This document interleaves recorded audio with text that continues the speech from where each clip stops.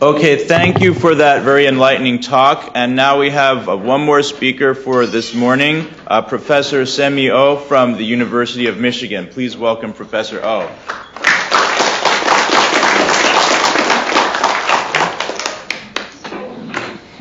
Thank you, and I'd like to thank everyone who's involved in the organization of this colloquium. And a special thanks to Professor Chi-Soo for putting together an event on such an important topic. Today I will talk about the funeral of King Kojong, who was the last king of the Joseon dynasty and lived through the colonial period. He came to the throne in 1863 and became an emperor in 1897, abdicated in 1907, and after the annexation by Japan in 1910, he died in 1919. So I am a cultural historian of modern Korea, so I can't really claim to be among the company of the experts in Uyghur that you heard from today. But my job today is to talk about the kind of changes that were put in place in the funeral practice for Kojong and the record-keeping practice in the aftermath of the funeral, so we can all reflect upon what Uyghur meant for the Joseon monarchy and the dynasty by asking what did the colonial government did not want. So we'll take a little bit of a detour. The intervention that was made by the Japanese colonial government in 1919 was not accidental, because the funeral actually took place at the backdrop of a very momentous event in Korean history. This is known as the March 1st movement, and if you are familiar with Korean history, this event may not be an unfamiliar one. It was a mass protest movement when thousands and tens of thousands of Koreans took to the street asking for Korea's independence. And this became a catalyst for the policy shift in Japanese colonial government in 1920. This event took place, as the name suggests, on March 1st in 1919, and Kojong's funeral was on March the 3rd, only 2 days after the outbreak of the March 1st movement. So we need to ask, why the colonial government went ahead with such an important occasion, the funeral of King Kojong, and what changes that were put in place, and how they try to keep the kind of political potential of even making things worse for the March 1st movement. The political stake was really high. So we want to take a look at the kind of things that happened for Kojong's funeral, so that we can ask about what the changes made in Uyghur, and through that we can talk about the importance of Uyghur that existed in Korean history. So I'll first briefly discuss the funeral, how it was planned and organized by the Japanese colonial government, and I'll spend most of my presentation to discuss the funeral procession from the Tok's Palace to the burial site, and then compare the photographic representations of the funeral to those of Uyghur to see how this new medium produced a specific kind of historical account, and how the writing of history through photographic images altered the significance of age-old ritual for the royal family. Rites and rituals, as you heard today, occupied an important place in the Joseon dynasty as a means of governance equal to the laws. It propagated new Confucian values through practice and ensured the continuation of the ideological stability of the dynasty. It also had a role in visualizing the ideal principles of the dynasty through visual and material symbols. Its routes to communications were therefore multiple and multifaceted, all of which contributed to the production of specific practices as well as language of symbols, customs, and performances. Royal funerals were no exception in this regard, and exclusive rituals designated only to royal families involved prolonged duration and elaborate rituals. Royal funerals, as Professor Yi mentioned earlier, one of the 5 rituals, normally took place in 3 stages. The first phase, immediately following the death of the person, lasted until the corpse was prepared and placed in the mortuary hall. During this time, the succession matters were handled and the gravesite was prepared. The second phase involved the departure of the bird from the mortuary hall. Yes. A little closer. Can you hear me better? Okay. I can hear myself, and I think you can hear me. So please let me know. Just raise your hand, if you can hear me. So the first phase is, it follows immediately after the death, succession matters, decided, and the mortuary hall prepared. And the second phase involved the departure of the bird from the mortuary hall to the gravesite, as well as the burial itself. And the third phase was a 3-year-long period of mourning and the ancestor shrine. And this is when the record keeping is mostly done. Each phase of the royal funeral was strictly observed by the instruction detailed in the supplementary treatise on funerary rites, 국조 상례보편. When the king died, a bureau called 도감 was established and officials were selected to serve in that agency. Under the direction of the prime minister, 3 branches of the bureau were established: 국장도감, that oversaw the entirety of the funeral rites, and 빈전도감, that managed the mortuary hall, dressing of the corpse, and funerary clothing, and 상림도감, that was responsible for the burial site. The funeral was preceded in the sequence of the establishment of togam, preparation of the mortuary hall, donning of the mourning garment for the chief mourner, usually the son, eldest son, departure of the coffin, lowering of the coffin, bringing back of the mortuary tablet to the palace, and finally disbanding of the togam. Gojong died on January 21st, 1919, at the age of 67, in his residence of the Deoksu Palace. Gyeongbok Palace was not his primary residence at that time. His funeral was being prepared in accordance with the royal rites immediately after his death. But an edict was issued on January 27th, stating the necessity of a state funeral for him. The edict came from actually Japanese colonial government. The edict said, I quote, "The funeral of the great King Yi, recipient of the Supreme Order, Daehuni, shall be a state funeral," unquote. In this, Gojong is referred to as the Great King Yi, a title given to him after the dethronement, like Iwang, Itaewang, actually, instead of Gojong, his reign title, or Emperor Gojong, Gojong Hwangjae, as he was known since the foundation of the Hahn Empire in 1897. It is a term that connotes the demoted status of Gojong as a nominal king, devoid of any significance of the formal political power from the Joseon dynasty or the Hahn Empire. More interestingly, he is referred to as a recipient of the Supreme Order, Daehuni, a highest rank given in the imperial bureaucracy of Japan. It was a mixed bag of message that both honored Gojong as a king who deserved a state funeral and demoted him from the position of the sovereign. And the whole funeral process would be orchestrated to delicately balance this act of preserving the nominal position of the king and desacralizing him at the same time.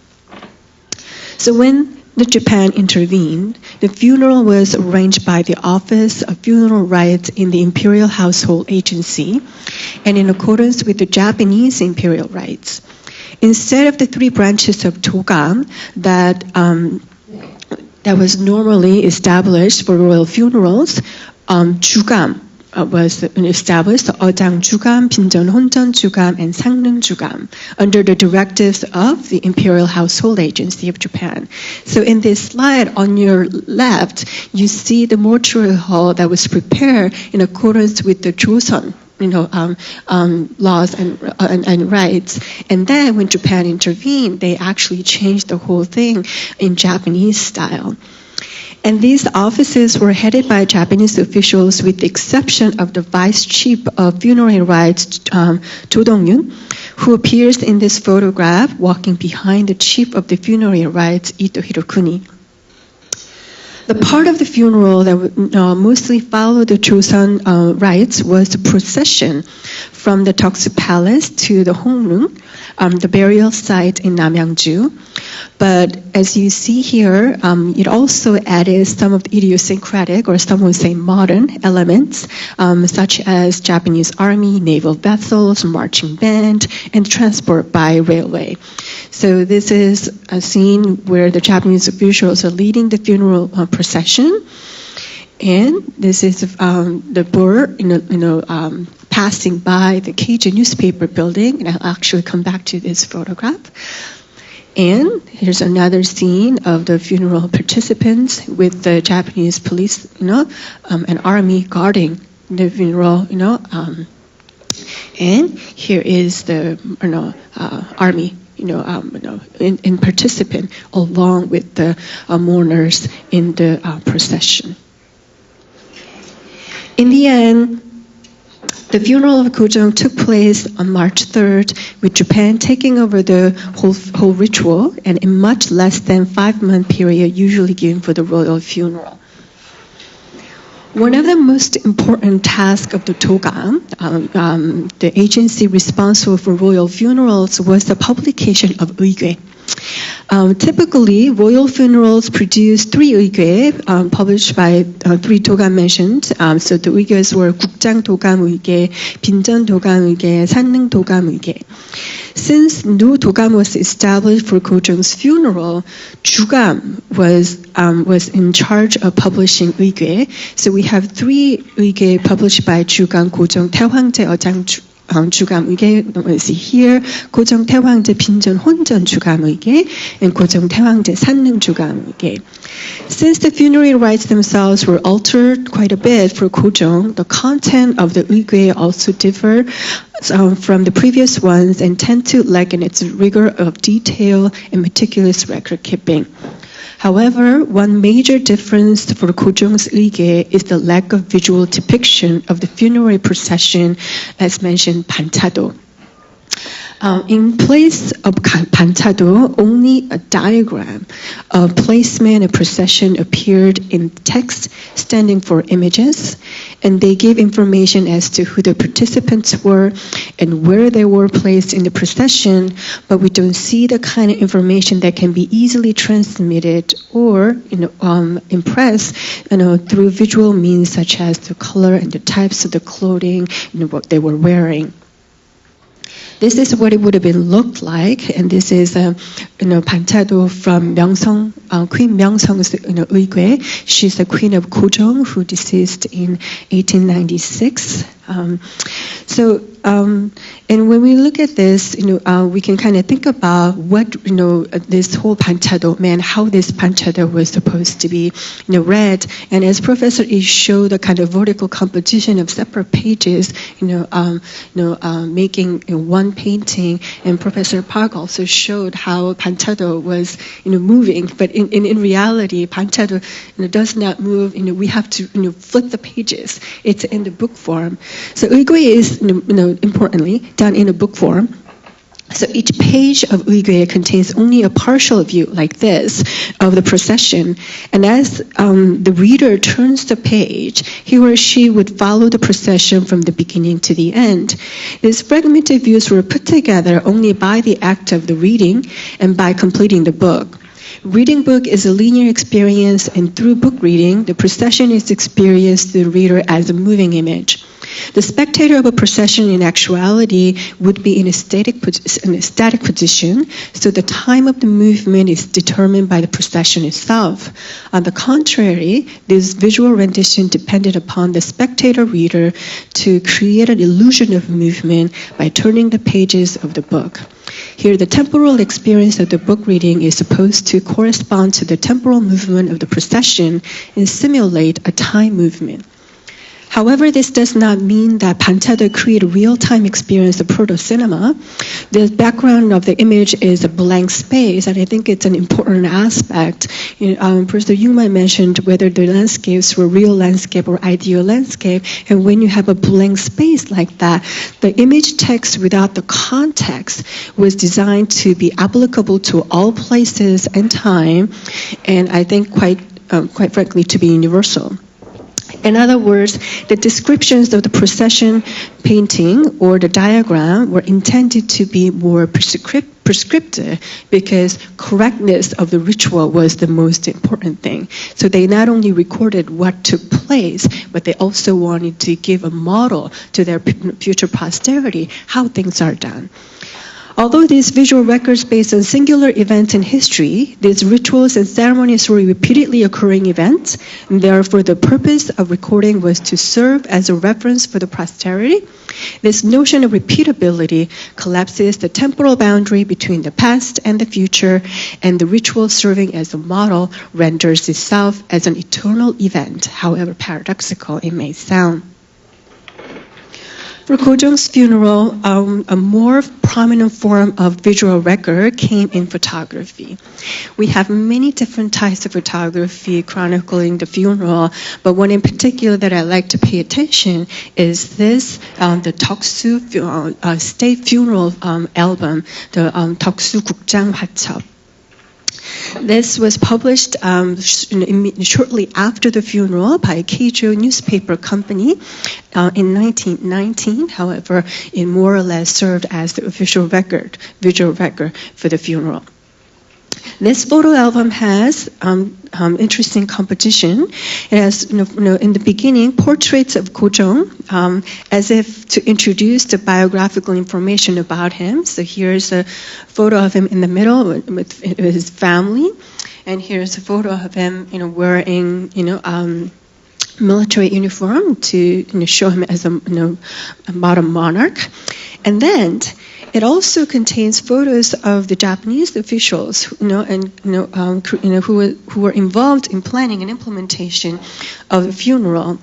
And then it talks about, here's another view of the officials, and it talks about the event in a chronological order. This particular photo shows the view of the crowd gathered in front of the Hahn gate of the Toksu Palace on January 24th. It was the day when the chief mourner, Sun-jung, donned the mourning garment. And then the actual funeral itself, this is a collage view of the funeral, the military marching band in procession, and the army on the top. And here is the bird leaving the Daehan gate with the mourners donning the traditional garment.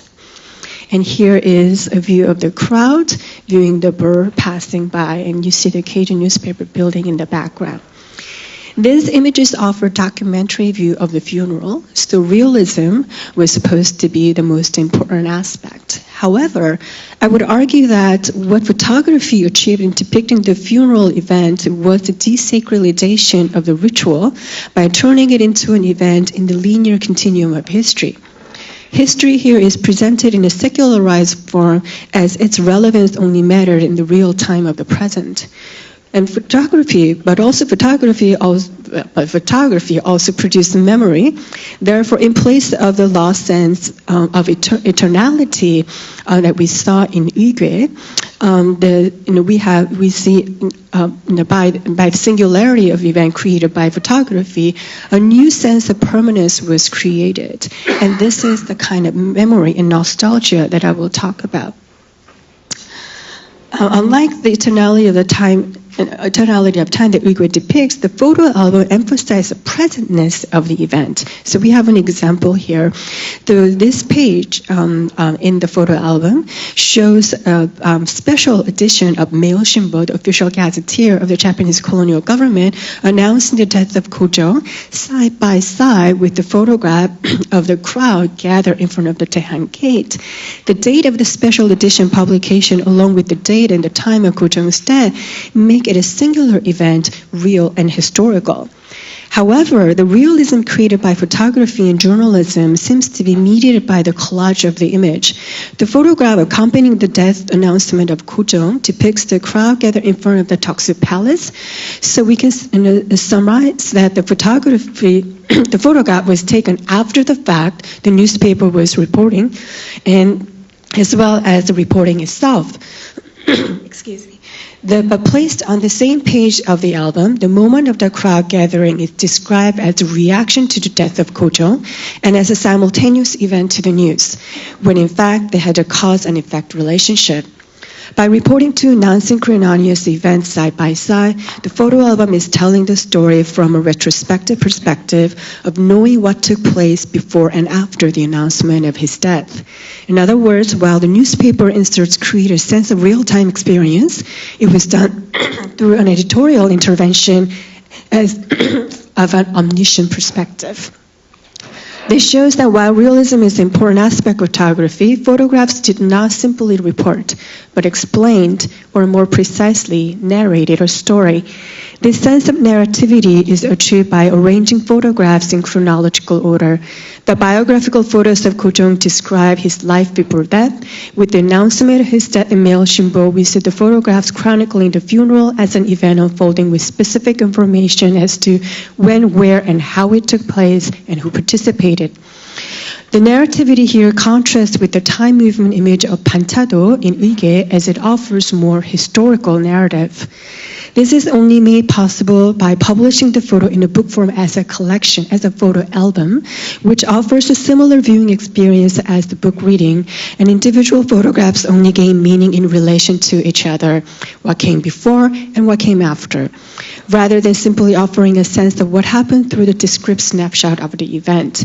In other words, storytelling is the most important function of a photo album. So let me show you some comparative examples and other photographs or visual depictions. This is La Domenica del Corriere, if I can pronounce it correctly, an Italian newspaper that reported the funeral of Ko-jong with an image of Jugamma leading the procession. In this, one iconic image stands in for the entire event, rather than telling the event as a narrative sequence of many components. And this photograph has referentiality to the actual event itself, not to the other images in relation to it. And this was one of the photos that we looked at before. This is actually taken by a UPA reporter residing in Seoul at that time. His name is Albert W. Taylor. And this particular photograph depicts the bird leaving the Toksu Palace at 8 a.m. in the morning and passing by the Keijo Nippo building, time-specific, place-specific. However, unlike the photographs of the Toksu State Funeral photo album, which were taken from a photographer in a slightly elevated position overlooking the procession, we can tell that the photographer here, the reporter himself, was standing behind the troops, so we see in an almost a voyeuristic view of the event from someone who did not have a privileged position of an unobstructed view. And in this one, the same photograph by Albert Taylor, we see one of the bird carriers slightly unbalanced because he is wiping sweat or tear off of his face, and the streetcar position parallel to the bird heightens a sense of capturing the moment by the photographer rather than presenting iconic images of the funeral procession. Taylor's photographs offer a sense of urgency, and we get a little more sense of motion and movement in this one than the panoramic view of the procession that we saw earlier in the Toksu photo album. What is conveyed here is a sense of being there, a sense of reporting the event as it was taking place. And although these photographs were published in the newspapers after the fact, the sense of eyewitnessing was the most important element than the sense of telling what happened from a retrospective perspective, as in Toksu album. These were fragmented views of the event whose purpose was to testify to the actuality of the event rather than to explain the process of how the event took place. Toksu album is different from journalistic photographs in that it created a retrospective story of not simply what the funeral was, but rather what the funeral meant. Narrativity here is an interventional activity, not something inherent in an event, and it constructs reality rather than reflecting the reality. Just to illustrate my point, here is some thumbnail view of photos of King Yi's funeral, 이태왕 전하장의 사진첩 in the care of Seoul National University Museum. It may not be easy to make out, but what you see if I go through like 6 pages of this thumbnail view is that some of the scenes are photographed multiple times, and the sequence actually repeats. That means this is an unedited version of the same photograph that we see in the Toksu album, done by multiple photographers. So what this illustrates is that the Toksu photo album was a very conscious editorial effect, therefore an interventional activity, and it illustrates the narrative is a simulated reality told from the perspective of the editorial voice. In this retrospective narrative collection, the funeral photographs render the funeral is rendered as a singular event in the freeze frame of photography and the narrative of recollection. Here, the eternality of history achieved by ritual, as we saw in Uige, was turned into the virtual memory and nostalgia. Like the relics sitting in the museum, the funeral as an event, a media event, only harkened back to the past that relived itself in the present as memory, not as an event that can resurrect itself. It can be repeated in the present. Here, repeatability gives way to singularity, the sacred to the secular, and eternity to memory. And I would like to illustrate this point and conclude by showing 3 photographs of the gates of Hongneung, the burial site for Kujong, and actually Queen Myeongsang. All 3 photographs featured at the gate of Hongneung, but they all tell different stories. This first photograph depicts the bird arriving at the gate, a perspectival view of the procession that signals a moment of arrival in the long continuum of time staged by the funeral procession. And the second photograph here depicts a slightly more disarrayed view. The crowd is more dispersed, and so the gate becomes the focal point of the photograph, and the narrative content of this photograph becomes the place, the Hongneung, not the moment of the event. Nevertheless, both photographs situate the place of Hongneung in the event of Kojong's funeral. Unlike the first 2, this third photograph depicts a view of the gate with no indication of the funeral event or any other context. This contextual void offers no sense of event, but instead depicts a sense of timelessness in the stillness of the landscape. The only sense of time is hinted through the trees lined up toward the vanishing point in the horizon. So this frozen moment in that passing of the time shows Hongneung in a recollecting, reminiscent, and reflective mood. Here I would like to mention the crowd that we saw in the previous photograph.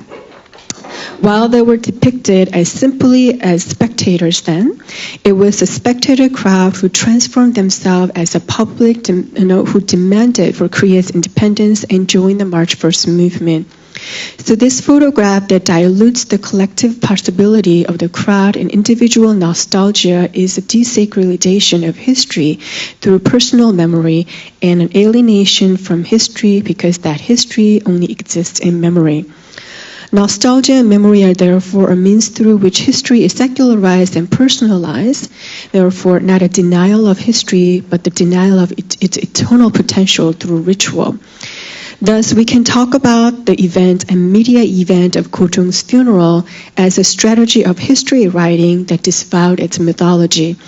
That is to say, the changes made in documentary tradition from Uige to photography was in a sense a colonizing process whose goal was not to deny Korea history or even a tradition, but a specific kind of give a specific kind of history that's desacralized the ever-repeating cycle of the ritual and its endowment of power to its monarchy.